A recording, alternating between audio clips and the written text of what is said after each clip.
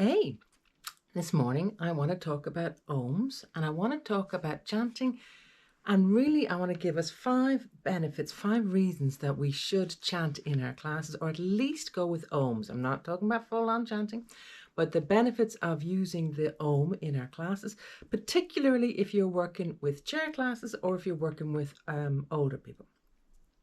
And here's what's even more important from my point of view is that if you feel a little bit like self-conscious about it or, insecure about it, to know that no matter how bad you are, you're not as bad as me. There is always someone that does this stuff worse.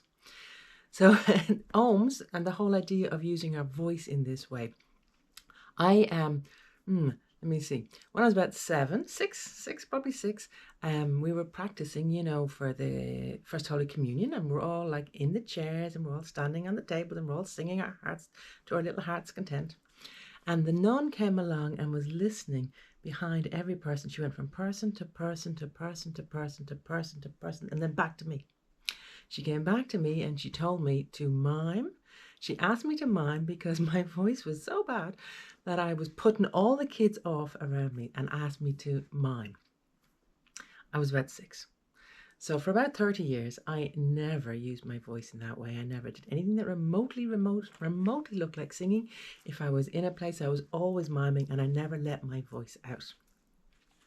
So then about 30 years later, I had kids of my own, and I was bringing them to music classes, and I thought, well, let's not put this on to the next generation. I was doing a lot of work on myself, and I thought, let's not put this wound, this samskara onto the next generation. So the man that was teaching music to my little toddlery kids, he was great. He was lovely. So I booked in 5 singing classes with him because I've heard everybody say, no matter how your voice is like, it's just that you haven't got your voice and that everybody can sing.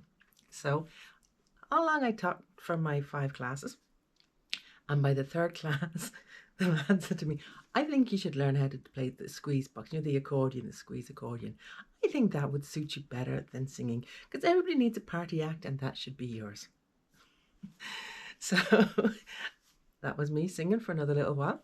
And about 5 years later, I was learning to play the fiddle. And I took up the guy again. He was gorgeous. He was really, really really gentle, and he was very light about how to play the fiddle because I was rubbish at the fiddle as well. And I thought, great, I'm rubbish at the fiddle and I don't feel bad doing this. So I'll be rubbish at singing and it'll be great because, So again, I booked in lessons with him. And sure enough, after about 3, I think I might have got to 4 lessons with him, when he just said, Laura, you just cannot, you actually can't hold a note. So maybe you should learn the piano, maybe, because you physically can't hold a note.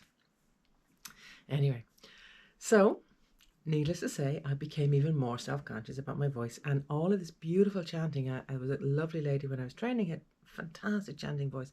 I loved listening to chanting, but I was never willing to share it.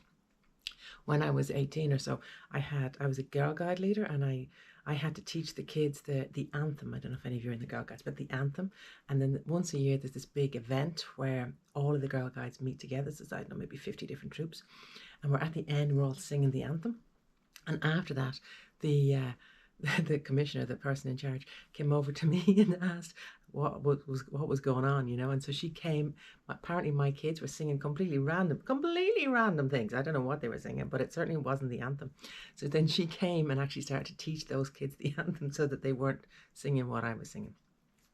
So my classes maybe making the sound of ohm, and it may be nothing like what people think of as an ohm, but you know what? It's grand. Why am I willing, this whole relationship with our voice and finding our voice, and what is it about finding our voice?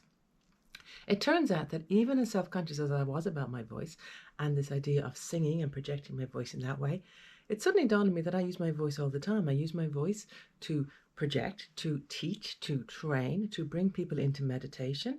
And it's really cool because sometimes people can say, oh my God, you've got such a beautiful voice. You've got a voice so beautiful for meditation. So maybe I wasn't a singer, but maybe, we can use our voice in different ways. So really what I'm saying is, let's see if we can get over ourselves and get out of our way so we can support our students. Why is it important that we support our students? And here's my 5 reasons. Okay, so I promised you I'd give you 5 reasons why I think we should use some version of chanting, some version of using our voice, projecting our voice out in every class, and particularly if you are working with chair or if you're working with older people. First one is physically, it's an exercise. Our vocal cords and our whole voice box, it is a physical structure and it does need to be exercised.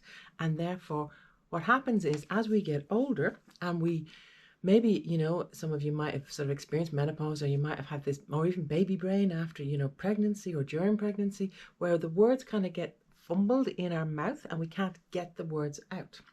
This also happens as we age, that we might lose our ability to get the words out of our mouth and start to mumble. So if we kind of can't get the word, we drop back our voice and we start to mumble, and then people don't hear us. Combined to that as we age, maybe our hearing is starting to go, so maybe we can't hear them. And so this whole relationship of communication can retract, can come back in. So the first step to this is to actually exercise the muscle. So exactly the same as we should do weight-bearing work all of the time. We should do mobility work all of the time. We also need to exercise this vocal cord of ours. So hence the Om is a very sort of simple, non-intrusive way of doing that. The second thing is that the isolation that comes when we start to lose our voice, when our voice starts to retract back into it. So we think about how our shoulders start to retract. We think about how our hips start to retract. We think about how we start to shuffle. But the exact same in our voice starts to retract.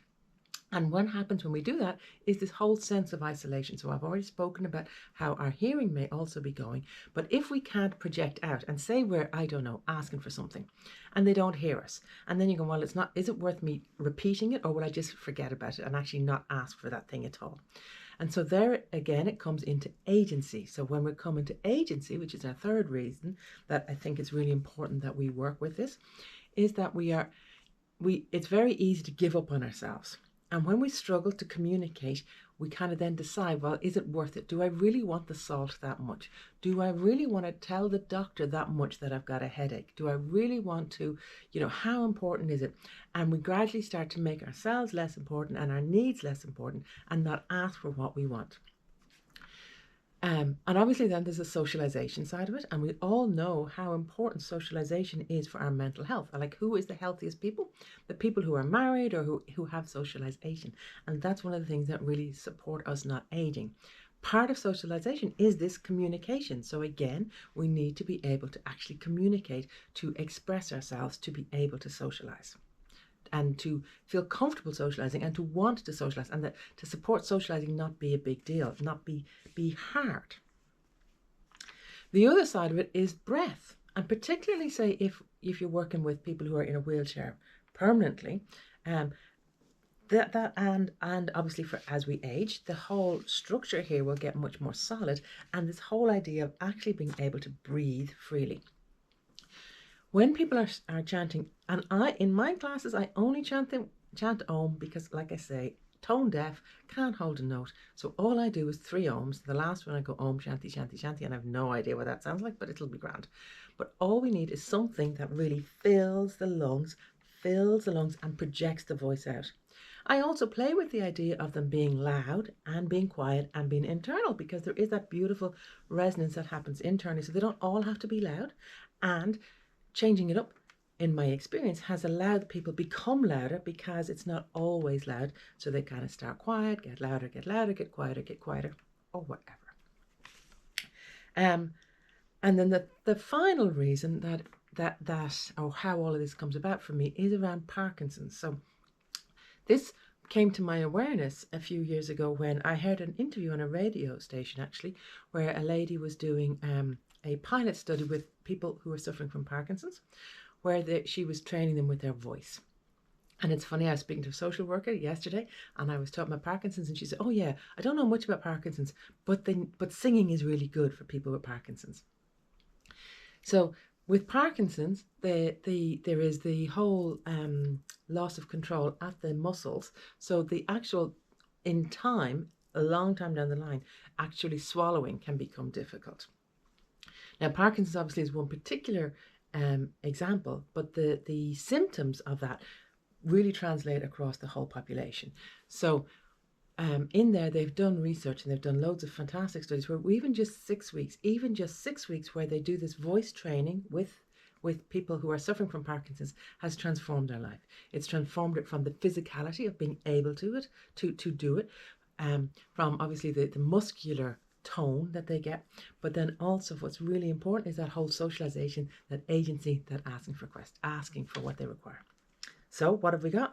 We have the physical exercise. We have the whole isolation, socialization side of things. We have agency, and that people can stay connected. We have the breath, and then we have may not be Parkinson's that in specifically, but just like with bone density, long before people are older, we build strong bone density so that they have like a reserve. So when they're going through menopause, or if the osteoporosis, or that we build it up.